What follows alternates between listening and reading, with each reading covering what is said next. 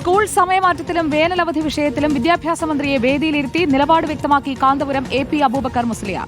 പ്രതിഷേധങ്ങൾ ഒഴിവാക്കാൻ ചർച്ച വേണമെന്ന കാന്തപുരത്തിന്റെ നിർദ്ദേശവും വിദ്യാഭ്യാസ മന്ത്രി അംഗീകരിച്ചു. തീരുമാനമെടുക്കാൻ കമ്മിറ്റിയെ ചുമതലപ്പെടുത്തുമെന്ന് മന്ത്രി V ശിവൻകുട്ടി അറിയിച്ചു.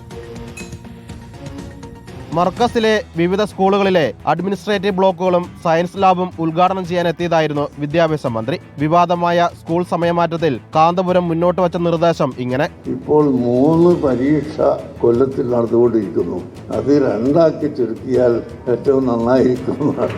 വേനലവധി സംബന്ധിച്ച ചർച്ചകളിലും കാന്തപുരം നിലപാട് അറിയിച്ചു. തർക്കങ്ങൾ ഒഴിവാക്കാൻ ചർച്ചകൾ നടത്തണമെന്ന ഉപദേശവും. ജൂണിൽ നിന്ന് 2 മാസത്തിൽ നിന്ന് 1 മാസമായ മെയ് എടുക്കുകയും ജൂൺ മാസം കൂട്ടിച്ചേർത്ത് സമയമെടുത്ത് കുട്ടികൾക്ക് ഒഴിവ് കൊടുത്തു എന്ന് പറയാവുന്നതായിരിക്കും. എല്ലാ കാര്യങ്ങളും ആലോചിച്ച് ചെയ്യുന്ന പക്ഷം ഇവിടെ തർക്കത്തിനും സമരത്തിനും ഒന്നും വഴിയുണ്ടാവുകയില്ല.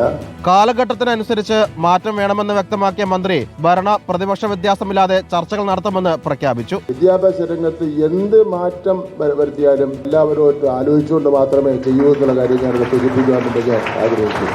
ഈ കാര്യങ്ങളൊക്കെ തന്നെ ആലോചിക്കുന്നതിന് വേണ്ടി, പഠിക്കുന്നതിന് വേണ്ടി ഒരു കമ്മിറ്റിയെ നമുക്ക് ചുമതലപ്പെടുത്താം. അതേസമയം മർക്കസ് അധികൃതർ നൽകിയ മറ്റ് അപേക്ഷകളിന്മേൽ പഠിച്ചിട്ട് അറിയിക്കാമെന്നായിരുന്നു മന്ത്രിയുടെ നിലപാട്. ഇത് ബുദ്ധിയുള്ള മന്ത്രിയുടെ ലക്ഷണമാണെന്നായിരുന്നു കാന്തപുരത്തിന്റെ മറുപടി. റിപ്പോർട്ടർ, കോഴിക്കോട്.